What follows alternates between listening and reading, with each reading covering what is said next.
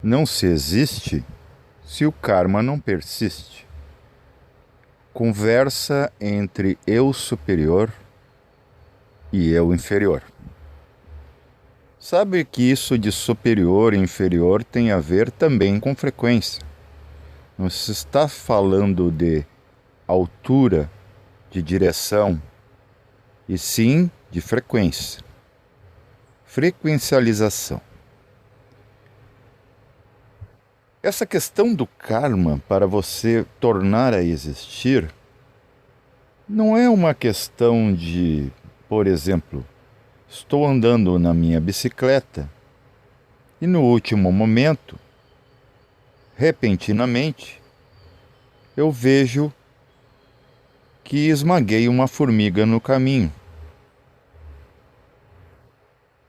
Ambos os dois se direcionaram até se afunilar numa mesma direção. Eu não estava a par do movimento da formiga, nem a formiga do meu movimento. E não havia nada pessoal contra a formiga, nem a formiga queria me criar karma se atravessando na frente de mim. O encontro, o movimento é o karma, não o objeto deste karma. Seria tão estúpido quanto querer confundir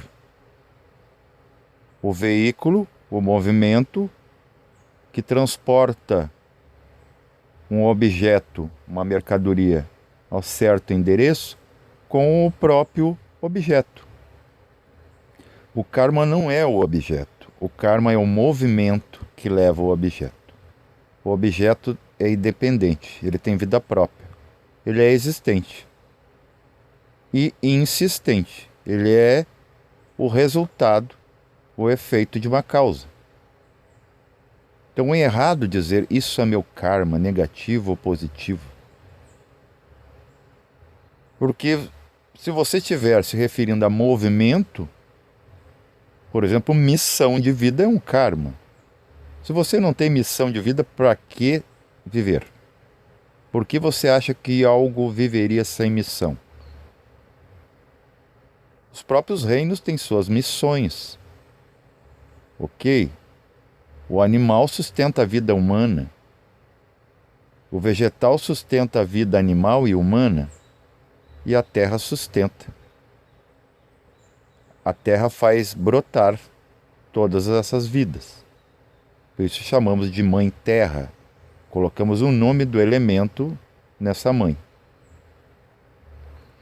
Então, se você pegar, por exemplo, o vídeo do Celso Portiolli para a empresa chinesa TikTok, em que ele fala do menino que queria viajar sozinho, e ele se despede dos seus pais, ele queria, olha, vocês têm que deixar eu andar sozinho. Eu tenho que aprender o que é isso. E esse menino é produto de seus pais. Mas não é eles. Ele é independente. Ele está se movimentando fora deles. Isso já é karma. O karma dos pais é os filhos. Não o problema dos pais, é o karma dos pais, é o movimento.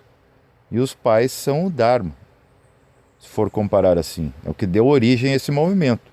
Você poderia optar, né, na sua decisão de senhor do Dharma, decidir não ter filhos, não procriar, não gerar descendentes ou herdeiros. Mas como há uma terceira mônada dentro disso, uma terceira inteligência, ela também decide. E para ela decidir existir, ela precisa de mais duas. Por isso que 3 consciências concordam automaticamente. Por isso que não dá para interromper a vida. Veja que no Islã, o muçulmano diz que Alá insufla a vida, ou seja, o prana, após o 120º dia, após a concepção. Mas isso aí é mais uma distorção de crença. Por quê? Porque insuflar a vida Você insufla em algo que a recebe, e se a recebe já existe. Então a vida existe antes de uma consciência entrar, né? Uma consciência mais fragmentada para aquele tipo de existência, para aquele tipo de trabalho. Então já existia essa vida no ambiente. Então quer dizer, a vida não deve ser interrompida jamais, nunca.